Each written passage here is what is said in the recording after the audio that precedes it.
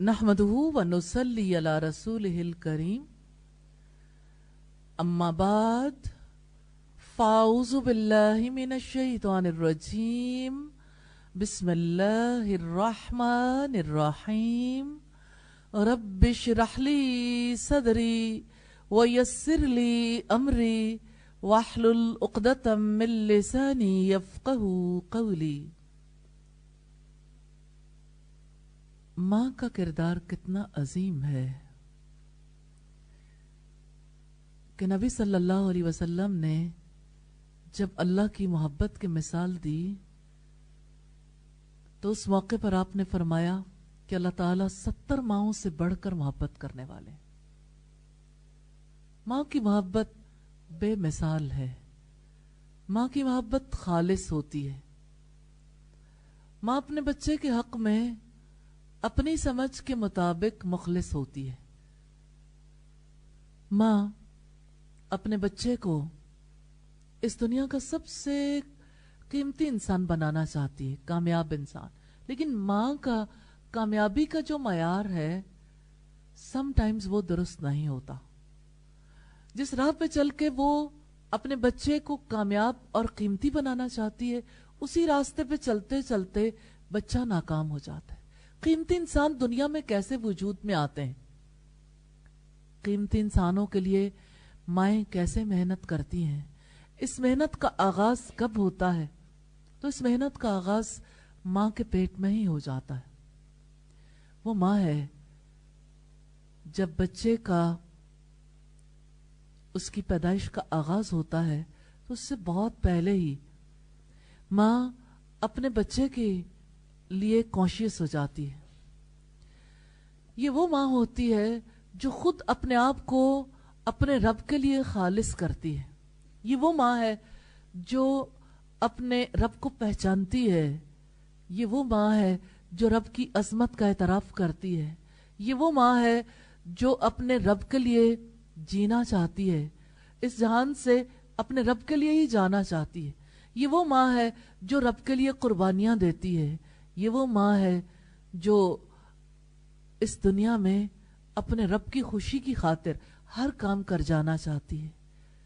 इस माँ का माइंडसेट कितना मुख्तलिफ है उस माँ से जो इनमें से कोई बात नहीं समझती।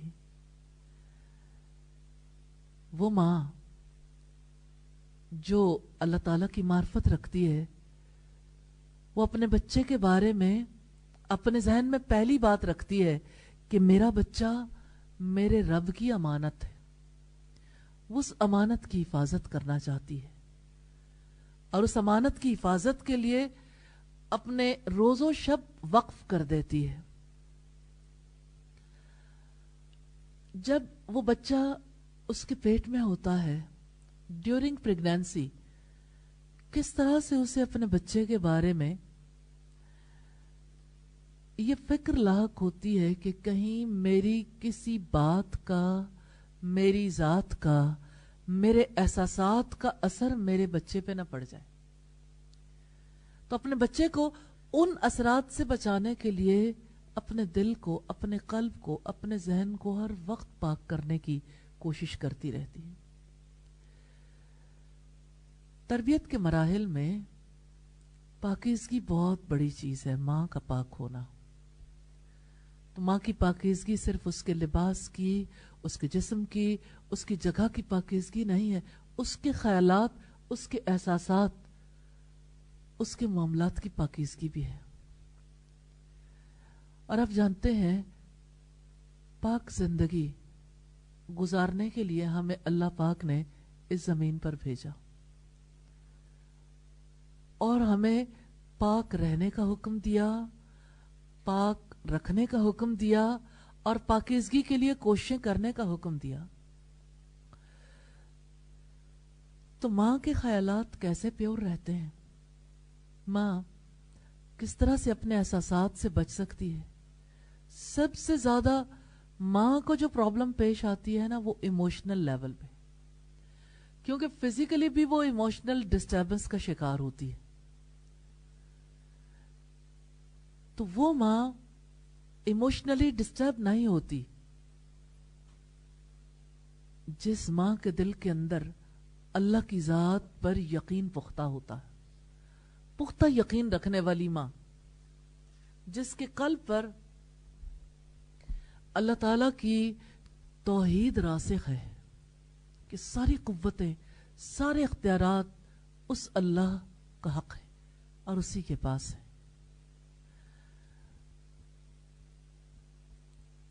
تو وہ ماں جو اللہ کی ذات پر یقین رکھتی ہے، وہ اپنی زندگی میں کوئی کام، خواہ اس کی زبان کا کام ہو یا اس کے دل کا ہو یا اس کی آنکھ کا ہو یا اس کے کانوں کا ہو، کہیں سے بھی وہ ایسا کوئی کام نہیں کرنا چاہتی جس کی وجہ سے اس کا قلب و ذہن امپیورٹیز کا شکار ہو جائے. لہذا وہ کوئی بری بات سننا نہیں چاہتی کہ اس بات کو سننے کی وجہ سے اس کے دل پہ اثر ہو سکتا ہے. پریگنینسی میں اس کا رویہ اور بھی زیادہ کانشیس ہو جاتا ہے اپنے مستقبل کے لیے. ہاں، ہمارے بچے ہمارا مستقبل ہیں. نسلیں جو ابھی وجود میں نہیں آئیں، ان نسلوں سے ہم جب امید باندھ لیتے ہیں کہ ان کی وجہ سے جہانوں میں رب کا پیغام پہنچے گا اور اللہ کا کلمہ بلند ہوگا، تو اس کی وجہ سے ماں باپ پھر اہم کردار ادا کرنا چاہتے ہیں. تو اس بچے کی وجہ سے جو ابھی ماں کے پیٹ میں آیا، ماں اور زیادہ کانشیس ہے. اگر کچھ سن لیا تو بیبی پہ اثر پڑے گا.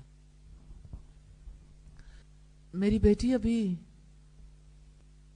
میں تھی، ایک دفعہ ایسا مجھے گائنیکولوجسٹ نے کہا کہ آپ سننا چاہو گے کہ آپ کی پیٹ میں جو بچہ ہے وہ ارد گرد کی آوازوں سے کتنا متاثر ہوتا ہے. تو میں نے ان سے کہا کہ ہاں، میں ضرور چاہوں گی کہ آپ مجھے دکھاؤ. تو ہاسپٹل میں باہر کی آوازیں بہت آ رہی تھیں. اتنی دیر میں ایک ہارن بجا اور اسکرین پہ ہارٹ بیٹ جو ہے وہ واضح طور پر نظر آنے لگی کہ ایک دم جیسے دل ڈر جاتا ہے نا اور ہارٹ بیٹ تیز ہو جاتی ہے. ریلی انسان اپنی آنکھوں سے دیکھتا ہے تو اس کا یقین کتنا بڑھتا ہے. ایک آواز سن کے ماں کے پیٹ کے اندر کا بچہ متاثر ہوتا ہے. اگر اس بات پر یقین آ جائے تو کوئی ماں برا نہ سنے، کبھی غیبت نہ سنے، کبھی کسی کی چغلی نہ سنے، کبھی بے حیائی برائی کی باتیں نہ سنے، کبھی وہ میوزک نہ سنے. ہر وہ چیز جس کو سن کر انسان کا قلب متاثر ہوتا ہے، یہ تو سب چیزیں آپ کو معلوم ہی ہیں الحمدللہ. پھر آپ دیکھیں کہ جو کچھ ہم آنکھوں سے دیکھتے ہیں اس کی تصویر ہمارے دل پر رہ جاتی ہے، صرف پڑتی نہیں ہے، وہ اندر محفوظ ہو جاتی ہے. اس معاملے کو آپ اپنے موبائل سے بھی تجربہ کرتے رہتے ہوں گے. آپ ساری چیزیں ڈیلیٹ کر دیں لیکن وہ تصاویر جو آپ نے مدتوں پہلے ڈیلیٹ کر دی تھیں اچانک پاپ اپ ہو جاتی ہیں، آپ کے سامنے آ جاتی ہیں، کیونکہ کئی چیزوں کے ساتھ چیزیں سنک ہوئی بھی ہوتی ہیں. تو آپ دیکھیں، ہم جب کچھ سنتے ہیں، ہم جب کچھ دیکھتے ہیں تو پھر ہمارا اختیار ختم ہو جاتا ہے.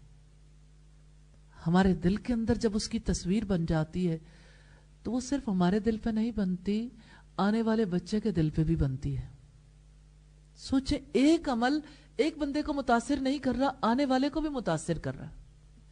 پھر آپ دیکھیں کہ جو کچھ سوچوں کے اثرات کو تو آج سائنٹسٹ بھی تسلیم کرتے ہیں کہ اگر ماں جو ہے وہ غمگین رہے گی، ماں برا سوچے گی، پازیٹیولی نہیں سوچے گی، تو اس کے بچے کے اوپر اس کے اثرات مرتب ہوں گے.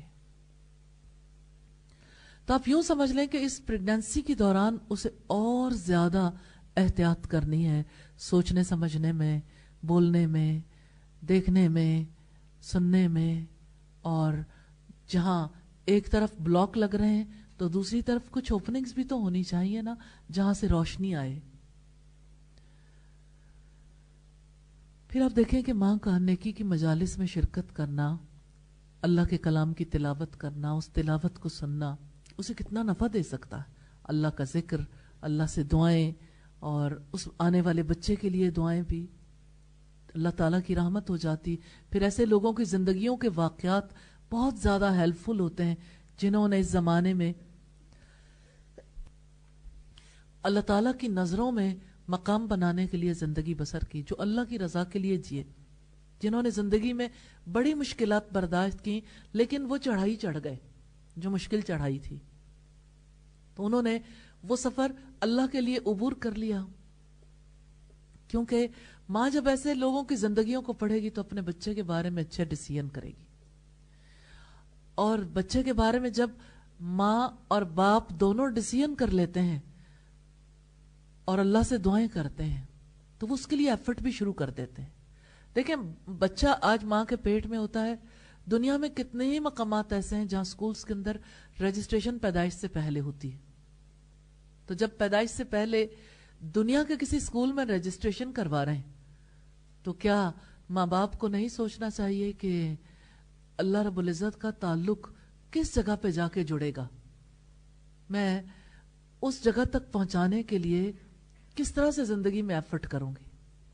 میں اس سلسلے میں اس ماں کا واقعہ بھی آپ کے سامنے رکھنا چاہتی ہوں جس کی پریگنینسی کے دوران اس کے شوہر فروخ جن کا نام تھا، وہ یعنی جہاد کے کسی سفر کے لیے نکلے تو پھر طویل عرصے تک واپس نہیں آ سکے. پیچھے ہی بچہ پیدا ہوا، پھر وہ بچہ جو ہے بڑھتا رہا. ماں نے اپنی ذمہ داری محسوس کی. فروخ نے جاتے ہوئے اپنی بیوی کو کافی بڑی مقدار میں درہم دیے تھے، شاید 40,000 درہم دیے تھے یا 30,000 درہم دیے کہ اسے سنبھال کے رکھنا. پھر جب فروخ چلے گئے اور ایک طویل عرصہ تھا جو اس کے پیچھے گزارنا تھا، تو اس خاتون نے سوچا کہ میں یہ روپیہ، یہ درہم اپنے بچے کی تعلیم کے لیے لگاؤں گی. وہ اپنے بچے کو اعلیٰ تعلیم دلواتی رہی. ایک وقت آیا کہ وہ وقت کے بڑے بڑے علماء میں شامل ہو گئے. 27 برس کے بعد فروخ اپنے گھر پہ آئے تو اسے کوئی نہیں پہچانتا تھا. اس نے دروازہ کھٹکھٹایا تو ایک نوجوان نے آ کر دروازہ کھولا. تو اس نے کہا کہ تم اس جگہ پہ کیسے ہو؟ نوجوان نے کہا گھر میرا ہے اور مجھ سے آ کے آپ جھگڑا کرتے ہو. فروخ نے کہا، اس کے دل میں خیال آیا کہ شاید میری بیوی نے میرے پیچھے کسی اور جگہ تعلق قائم کر لیا. غصے اور یعنی انتقام کے جذبے سے انہوں نے اپنے بیٹے کو مارنا شروع کر دیا. پھر لوگ جب بیچ میں آئے، انہوں نے صلح صفائی کروانی چاہیے، تو فروخ جو ہے وہ فارغ ہوئے اور گھر کے اندر چلے گئے. گھر کے اندر گئے تو انہوں نے اپنی بیوی سے بات چیت کے بعد پوچھا وہ میرے درہم کہاں ہیں؟ تو ان کی بیوی نے کہا کہ آپ ذرا آرام کر لیجئے تو میں پھر آپ کو بتاتی ہوں کہ وہ کہاں ہے. رات بیت گئی اور جب صبح ہوئی تو فروخ چاہتے تھے کہ میں فجر کی نماز جماعت کے ساتھ پڑھوں. بیوی نے کہا کہ آپ جماعت کے ساتھ نماز بھی پڑھیے اور وہاں سے درس بھی سن کے آئیے گا. پھر جب انہوں نے درس سنا تو بہت زیادہ رشک آیا. اس دوران وہ دیکھنا چاہتے تھے کہ درس دینے والا کون ہے، لیکن آپ کو پتا ہے کہ عربوں کے یہاں اپنے سر پہ جب کپڑا ڈالا جاتا ہے تو کپڑا ان کے آگے آ گیا. بہت رشک آیا کہ یعنی اتنی خوبصورتی کے ساتھ اللہ تعالیٰ کے ساتھ تعلق جوڑ رہے ہیں اور اتنا زیادہ علم ہے. درس کے بعد جب ملاقات ہوئی اور گھر واپس گئے تو پتہ چلا کہ وہ انہی کے بیٹے تھے. بیوی نے بتایا کہ اسی کی تعلیم و تربیت پر میں نے وہ درہم خرچ کر دیے. تو فروخ نے کہا کہ تم نے بڑے نفع کا سودا کیا. ہاں، ماں کا کام عظیم ہے. یہ ڈیسیژنز، یہ فیصلے اگرچہ مشترکہ طور پر ہوتے ہیں لیکن اکثر اوقات یہ ماں کو اکیلے بھی کرنے پڑ جاتے ہیں. لیکن اس پہ کمپرومائز نہیں کرنا چاہیے اور پیدائش سے پہلے یہ ڈیسیژن کرنا چاہیے کہ بچے کو کس طرح سے اللہ رب العزت کی محبت سکھانی، کیسے اس کو اللہ کے کلام کے ساتھ جوڑنا ہے، کیسے اسے ایک کامیاب انسان بنانے کے لیے ایفرٹ کرنی۔ تو جب ماں ابتدا سے کوشش کرتی ہے تو پھر پیدائش کے بعد اس کی کچھ ذمہ داریاں ہیں جن کو وہ ادا کرتی ہے۔ الحمدللہ کہ پیدائش کے بعد سے لے کے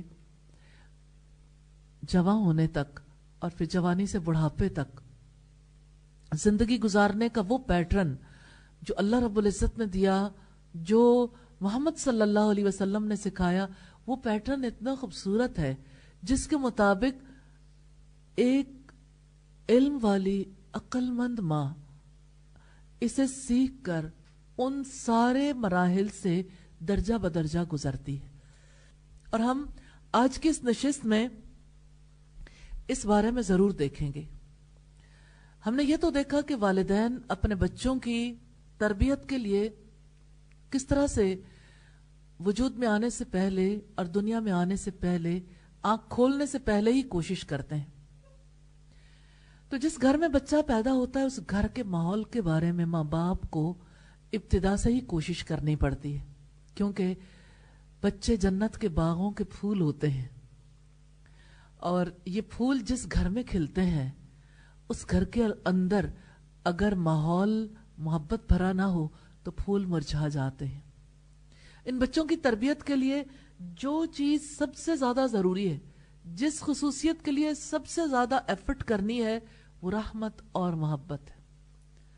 محبت، یہ وہ محبت جو شوہر اور بیوی کے درمیان ہے، وہ محبت جو افراد خانہ کے درمیان ہے، اسی محبت کے ساتھ بچوں کی پرورش اور بچوں کی تربیت اچھی ہوتی ہے، ورنہ بچے انحراف کا شکار ہو جاتے ہیں۔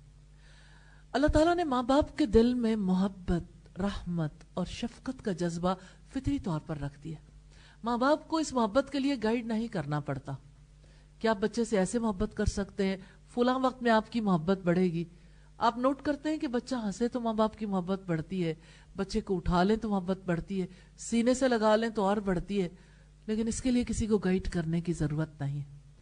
اللہ رب العزت نے یہ محبت باپ کے اندر بھی رکھی ہے، لیکن ماں کی رحمت کس طرح ممتا کی صورت میں سامنے آتی، وہ شفقت اور محبت کتنا زیادہ ماں کی ضرورت ہوتی ہے، کتنی زیادہ ضرورت ہے ماں کی، کیونکہ اس محبت کے بغیر وہ بچے کا اس قدر خیال نہیں رکھ سکتی۔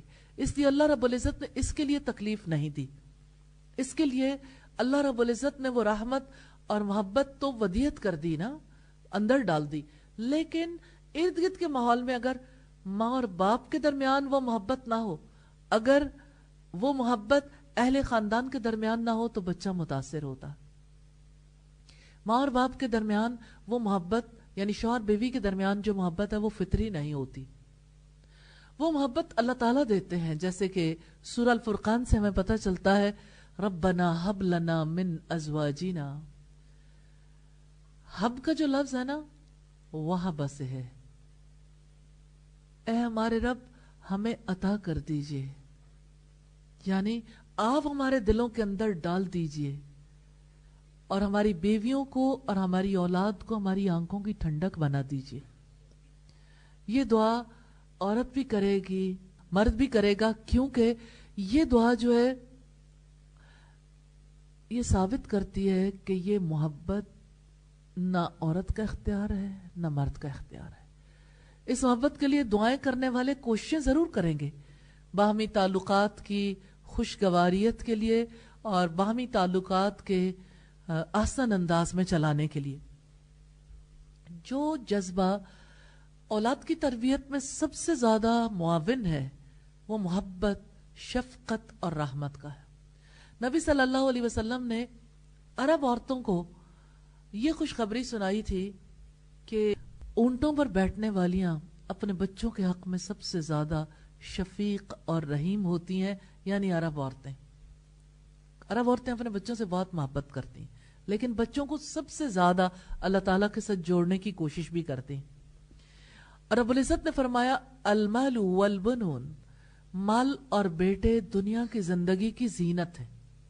یعنی انسان کو اپنے بچوں سے بھی محبت ہوتی ہے, اپنے مال سے بھی محبت ہوتی ہے, مال کی طرف بھی انسان کا دل بہت کھنچتا ہے. سورہ الکہف کی آیت نمبر 46 میں اللہ رب العزت نے ہمارے سامنے یہ بات رکھی ہے کہ دیکھو یہ محبت اتنی زیادہ ہے کہ فتنہ بن گئی ہے, آزمائش ہو گئی نا, اس محبت میں بھی آزمائش ہے. اسی طرح سورہ الفرقان میں اور سورہ بنی اسرائیل میں, سورہ بنی اسرائیل کی آیت نمبر 6 میں رب العزت نے فرمایا ہم مال اور اولاد سے تمہاری مدد کریں گے. سبحان اللہ, آج محنت کر لو, کل وہ مددگار بن جائیں گے اور بہت بڑے جتھے والے بنائیں گے. یعنی وہی اولاد جس پر آپ محنت کرو گے کل کس طرح سے وہ تمہارے لیے مددگار بن جائے گی.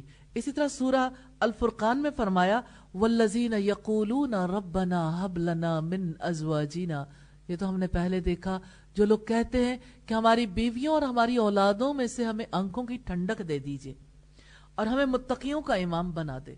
تو یہ محبت ہے جس کی تاثیر بڑی گہری ہے, دور تک اس کے اثرات مرتب ہوتے ہیں.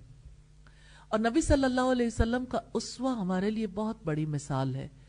ایسے سمجھ لیں کہ دنیا کے گھپ اندھیرے میں ہمارے لیے یہی چراغ جلتا ہے تو اس سے ہم روشنی حاصل کرتے ہیں اور پیچھے پیچھے وہی کام کرنے کی کوشش کرتے ہیں.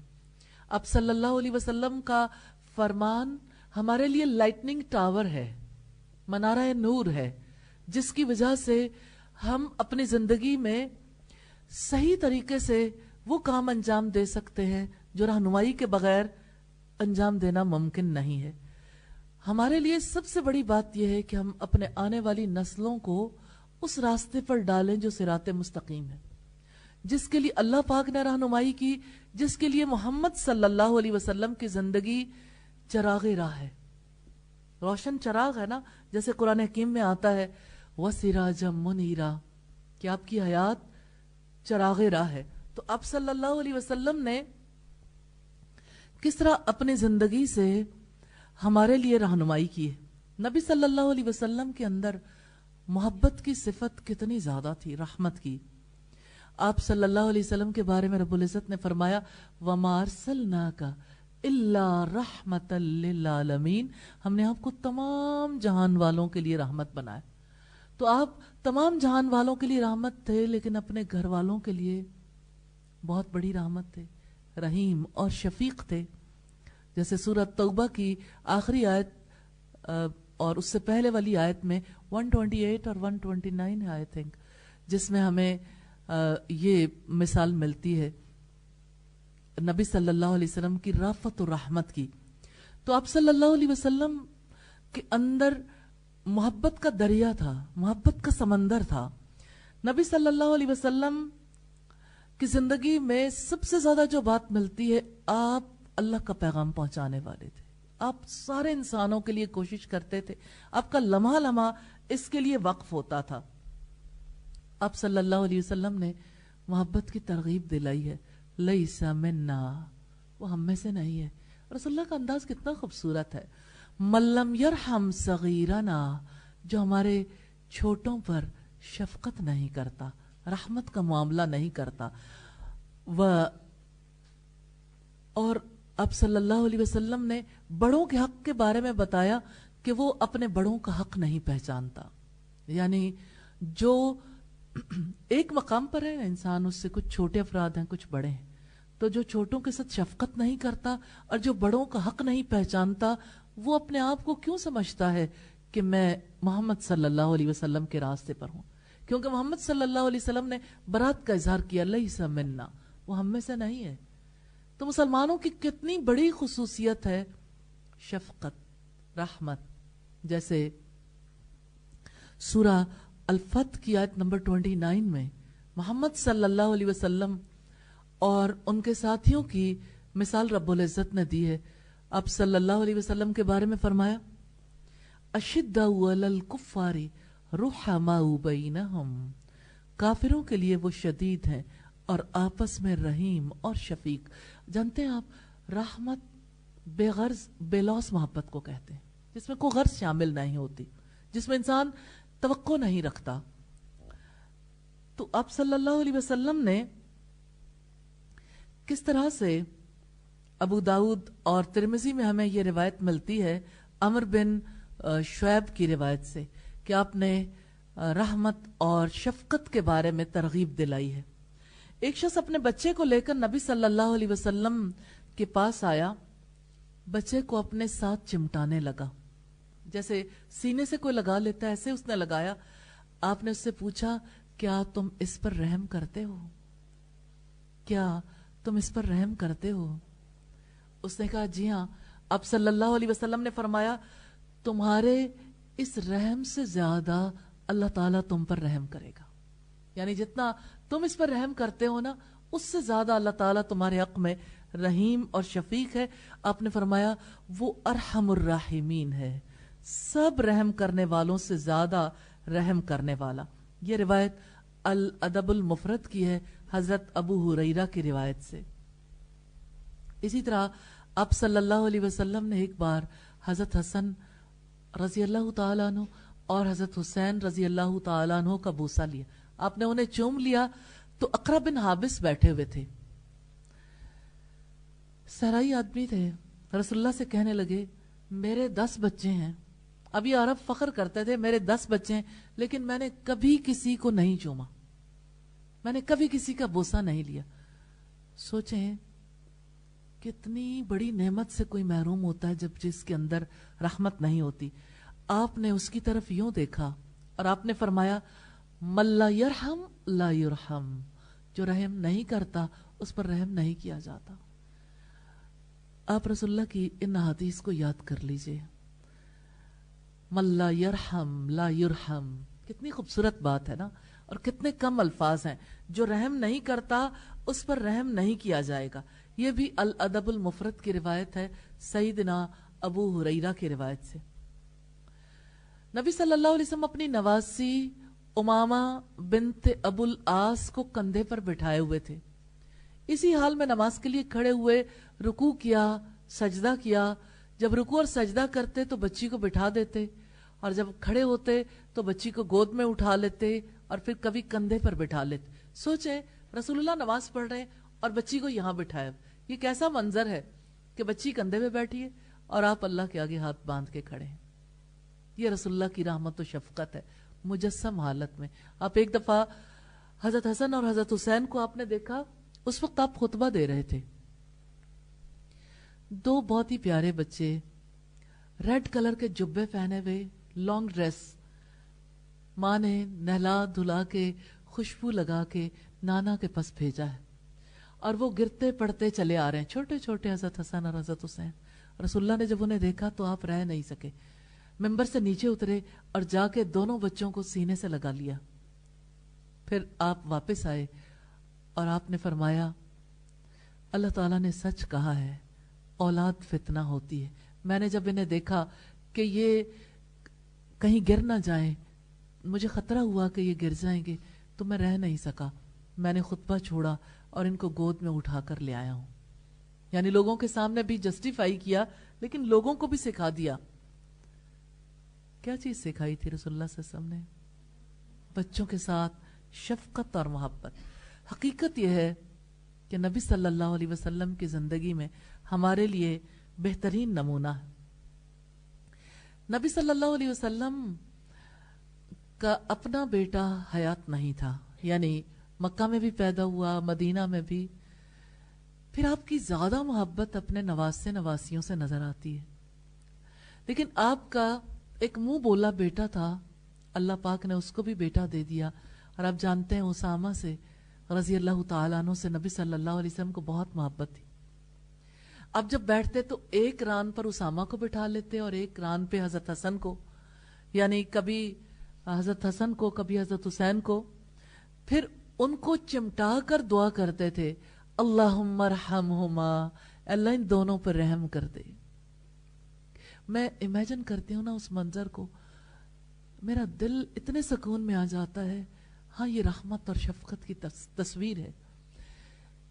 ایک رحمت وہ ہے جو اپنے دل کے اندر ہے، اور اس دل کی رحمت کی وجہ سے اللہ سے دعا ہے یا اللہ ان پر رحم کر دے، اللہم ارحمہا، کہ اللہ آپ کے الفاظ یہ تھے کہ اللہ میں ان دونوں پر رحمت اور شفقت کرتا ہوں، آپ بھی ان پر شفقت فرمائیے. اپنی رحمت کی مثال دی، اپنی شفقت کی. فَإِنِّي أَرْحَمُهُمَا، کہ میں ان دونوں کے ساتھ شفقت کا معاملہ کرتا ہوں، رحمت کا. ایک عورت سیدہ عائشہ کی خدمت میں آئی. حضرت عائشہ نے 3 کھجوریں دی تھیں اور ایک کھجور عورت نے اپنے پاس رکھ لی اور 2 کھجوریں ان بچوں کو دے دی. کھجور کھا کر آپ کو پتا ہے بچے جب یہ جانتے ہو نا بھوکے بھی ہیں اور یہ جانتے ہو ماں کے پاس ابھی کچھ ہے تو ان کی نظریں سوالیہ بن جاتی ہیں. تو وہ بھی سوالیہ نظروں سے ماں کی طرف دیکھنے لگی. ماں نے اپنے حصے کی کھجور کے 2 ٹکڑے کیے اور دونوں بچوں کو دے دیے. نبی صلی اللہ علیہ وسلم کو حضرت عائشہ نے یہ واقعہ سنایا. آپ نے فرمایا تمہیں کیوں تعجب ہے کہ ایک ماں اتنی شفقت کرتی ہے. بچوں پر شفقت کے سبب اللہ نے اس ماں پر رحم فرمایا. یعنی وہ ماں بچوں سے محبت کرنے والی ہے تو اللہ نے اسے اور رحمت دے دی کہ وہ اور زیادہ اپنے بچوں پر مہربان ہے اور اللہ بھی مہربان ہوتا ہے. اور کتنی پیاری بات ہے جو اللہ تعالیٰ نے فرمائی اور نبی صلی اللہ علیہ وسلم نے ان الفاظ میں ہمارے سامنے رکھی. الراحمون یرحمہم الرحمن، رحم کرنے والوں پر رحمان رحم کرتا ہے. ارحموا من فی الارض، رحم کرو جو زمین پر ہے، آسمان والا تم پر رحم کرے گا. اور حالی نے اسے شعری زبان دی، کرو مہربانی تم اہل زمین پر، خدا مہربان ہوگا عرش بری پر. لیکن آپ یہ دیکھیے کہ اس میں کتنی بڑی لاجک ہے کہ آپ رحم کرو گے اللہ آپ پر رحم کرے گا، رحمت اور بڑھ جاتی ہے نا الحمدللہ. ورنہ آپ دیکھیں کہ دریا بھی خالی ہو جاتے ہیں، کنویں بھی خالی ہو جاتے ہیں، چاہے وہ تیل کے ہی ہوں پانی کے ہوں، خالی ہو جاتے ہیں نا. تو رحمت ایسی چیز ہے جس کے بارے میں انسان کو جب یہ پتا چلتا ہے نا کہ اور رحمت ہوگی اللہ تعالیٰ کی جانب سے تو انسان رحمت بانٹنا شروع کر دیتا، ہر ایک پہ رحم کرنا شروع کر دیتا. تو نبی صلی اللہ علیہ وسلم نے فرمایا ارحموا من فی الارض، رحم کرو جو زمین پر ہے، آسمان والا تم پر رحم کرے گا. بہت پیاری بات. تو یہ رحمت و شفقت ہے جو بیسک کوالٹی ہے پیرنٹس کی، جس کے ساتھ وہ بچوں کے ساتھ بھی معاملہ کریں گے لیکن آپس میں ایک دوسرے کے ساتھ بھی رحمت و شفقت کا معاملہ کریں گے. نبی صلی اللہ علیہ وسلم اپنی بیٹیوں سے بہت محبت کرتے تھے. آپ کی ایک بیٹی کا بچہ جان کنی کے عالم میں ایسے عالم میں پہنچ گیا تھا جہاں نہ اس کی جان نکل رہی تھی اور نہ ہی وہ جان بچ رہی تھی. جان کنی کا عالم ایسا ہی ہوتا ہے نا. آپ کے پاس خبر آئی تو آپ نے فرمایا میری بیٹی سے کہنا کہ اللہ نے جو لے لیا اور جو دے دیا سب اسی کا ہے، اس کے پاس ہر چیز کا ایک وقت مقرر ہے، لہٰذا وہ صبر کرے اور اللہ سے ثواب کی امید رکھے. نبی صلی اللہ علیہ وسلم اس تلقین کے بغیر نہیں رہتے تھے کہ آپ جو کام بھی کرو اللہ کے لیے کرو اور اس پر اللہ سے ثواب کی امید بھی رکھو، یعنی اللہ مجھے جزا دے گا. صاحبزادی نے آپ صلی اللہ علیہ وسلم کی تشریف آوری کے لیے اصرار کیا، بار بار کہا کہ آپ خود آ جائیے. ظاہر ہے کہ ماں تو دنیا سے جا چکی تھی، اب باپ کے علاوہ تو کوئی نہیں تھا. آپ صلی اللہ علیہ وسلم اپنے کچھ صحابہ کے ساتھ تشریف لے گئے، بچے کو گود میں لے لیا.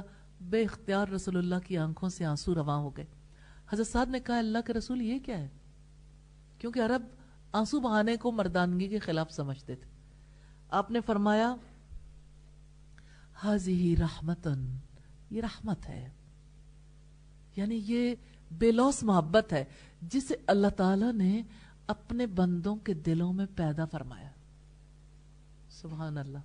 یعنی میری آنکھ کا جو آنسو نکلتا ہے یہ دراصل اللہ کی رحمت کی وجہ سے نکلتا ہے. لیکن آپ کی فکر کتنی پیور تھی، آپ کا ایک ایک لفظ کتنا قیمتی تھا اور کس قدر زیادہ آپ صلی اللہ علیہ وسلم اس لفظ کی وجہ سے لوگوں کے ذہن کی گرہیں کھولتے تھے. اللہ کے رسول یہ کیا ہے؟ اگر آپ سے کوئی پوچھے آپ کیوں رو رہے ہیں تو آپ کیا جواب دیں گے؟ یوں ہی بس وہ تھوڑا دل بھر آیا تھا. رسول اللہ نے کیا جواب دیا؟ یہ رحمت ہے جسے اب اتنی بات بھی نہیں چھوڑی. آئی کہاں سے؟ جسے اللہ نے اپنے بندے کے دل میں رکھ دیا. یہ بھی پتا چل گیا کہ کوئی خود سے رحیم نہیں ہوتا, انسان کا اپنا اختیار نہیں. کسی کے دل میں اگر محبت کا جذبہ ہو نا, وہ سارا وقت کہتا رہتا ہے کہ اچھا مجھے ہر کوئی بہت پیارا لگتا ہے, بس میرے دل میں محبت بہت ہے, میں بہت محبت کرتی ہوں. کہیں بھی رب کا تذکرہ ہی نہیں آتا. نبی صلی اللہ علیہ وسلم کی گفتگو میں کہیں امپیورٹی نہیں ہوتی. آپ صلی اللہ علیہ وسلم کی احادیث اسی وجہ سے زیادہ قیمتی. آپ کی دعائیں, آپ کا ذکر, آپ کا تذکرہ کرنا, آپ کا سمجھانا, آپ کی نصیحتیں, آپ کی وصیتیں, سب قیمتی خزانہ ہے, آپ کا ورثہ ہے. اس ورثے کے لیے ارادہ ضرور کریں کہ انشاءاللہ وہ ورثہ حاصل کرنا, کیونکہ اس میں آپ کی زندگی کے لیے وہ رہنمائی ہے جو کسی اور سے نہیں مل سکتی, کیونکہ آپ کے ذہن کی گرہیں کھلیں گی اسی سے انشاءاللہ. وآخر دعوانا ان الحمد للہ رب العالمین. سبحانک اللہم وبحمدک نشہد ان لا الہ الا انت نستغفرک ونتوب الیک. السلام علیکم ورحمۃ اللہ وبرکاتہ. اللہ وبرکاتہ. اللہ وبرکاتہ. اللہ وبرکاتہ. اللہ وبرکاتہ.